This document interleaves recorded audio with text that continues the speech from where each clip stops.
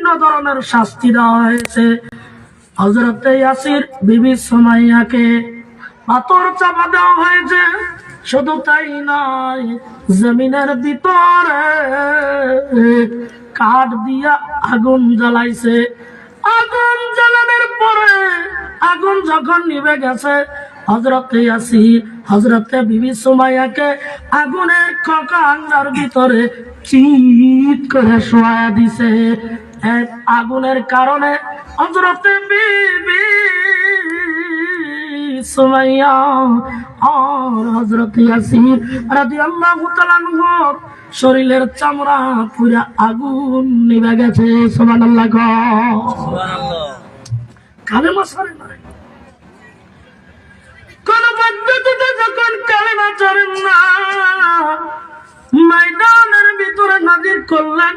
পাশে হযরতে ইয়াসির রাদিয়াল্লাহু তাআলা আনহুকে হাত পা বাঁধা রাখছে।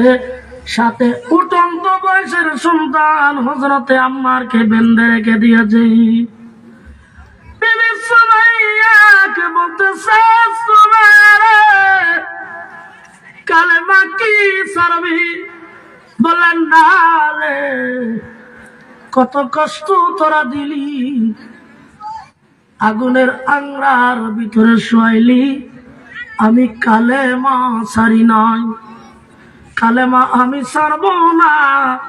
বলে দেখ, তাহলে অত্যাচার শুরু হয়ে যায়। আমার বন্ধুগণ, হযরত বিবি সুমাইয়া রাদিয়াল্লাহু তাআলা আনহা শরীরের কাপড় গুলো টেনে টেনে টেনে টেনে খুলে উলঙ্গ করে দিলেন। শুধুমাত্র দুইটা লজ্জাস্থানের কাপড় রেখে দিয়েছে। এখনো সময় আছে, কালেমা ছাড়। বলেন না না না, আমি কালেমা ছাড়াবো না। ওই দুইটা লজ্জাস্থানের কাপড় ছিঁড়ে ফেলে দিল। হযরত বিবি সুমাইয়া রাদিয়াল্লাহু তাআলা আনহাকে উলঙ্গ করে দিয়েছে। পাশেই সন্তান দেখতেছে, সন্তানকে বেঁধে রেখে দেওয়া হয়েছে। আর হযরত ইয়াসির তার স্বামী দেখছে তার বিবির কি অবস্থা।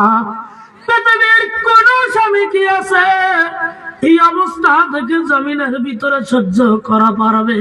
কিন্তু বুদ্ধি নাই রে, হাত পাগুলি বেঁধে রেখে দিয়েছে।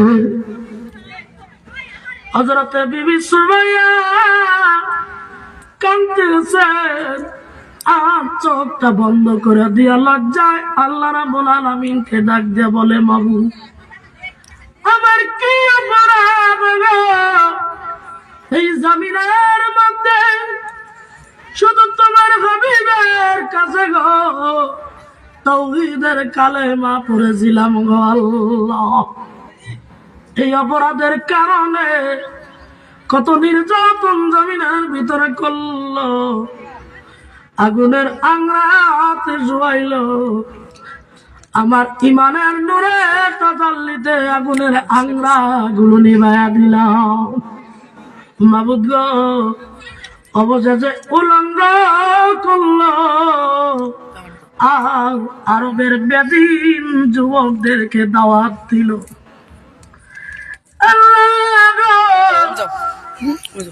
এরা তো তোমার এক নম্বর দাওয়াত দিল না গো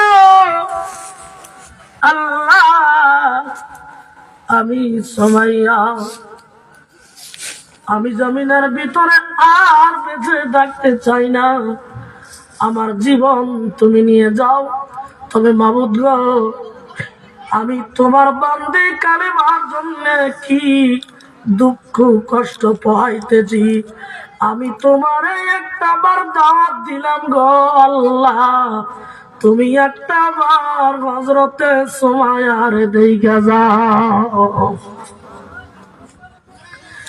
আল্লাহ রাব্বুল আলামিন দেখে বলে, জিবরাইল রে, আমার পাগলনি সুমাইয়া আমারে দাওয়াত দিছে, আমি খালি হাতে যাব না, জান্নাতুল ফেরদাউসের তাজবির দাওয়াত হইয়া দে, জান্নাত সহ আমি বিবি সুমাইয়ার দেখতে যাব।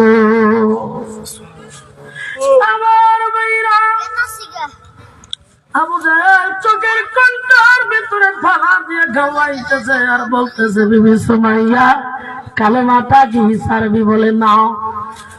এবার রাগ হইয়া দৌড় থেকে দৌড়াইয়া ফালা নিয়ে আগাইয়া যাইয়া এত নির্মম ভাবে হযরতে বিবি সুমাইয়াকে জমিনের ভিতরে শহীদ করা হয়েছে। ইসলামের প্রথম শহীদ হযরতে বিবি সুমাইয়া, সবার প্রথম যিনি দিন ইসলামের জন্য জীবন দিয়েছেন তিনি হচ্ছেন হযরতে বিবি সুমাইয়া। আবু জাহেল একটা চোখা ফালা নিয়ে দৌড়ায় গিয়া হযরতে বিবি সুমাইয়া রাদিয়াল্লাহু তাআলা আনহার সম্মুখের লজ্জাস্থানে ফুটা দিয়ে ফালাটা ঢুকে দিছে। আর রাহিকুল মাকতুমে লেখছে ওই ফালাটা পিছন দিকে ফিরিয়ে গেছে আর হযরতে সুমাইয়া ফালার আঘাতে টাপ করে জমিনে পড়ে গেছে। চিল্লে চিল্লে চিল্লে চিল্লে হযরতে সুমাইয়া পড়তেছে লা ইলাহা ইল্লাল্লাহ মুহাম্মাদুর রাসূলুল্লাহ। এই কালেমা পড়ছে আর দেখা যায় হযরত বিবি সুমাইয়ার এত কষ্টের ভিতরেও মুস্কি হাসি, তার মানে জান্নাতের তাসবিহ হযরতে সুমাইয়া মরণ কালে দেখেছে। নারে তাকবীর।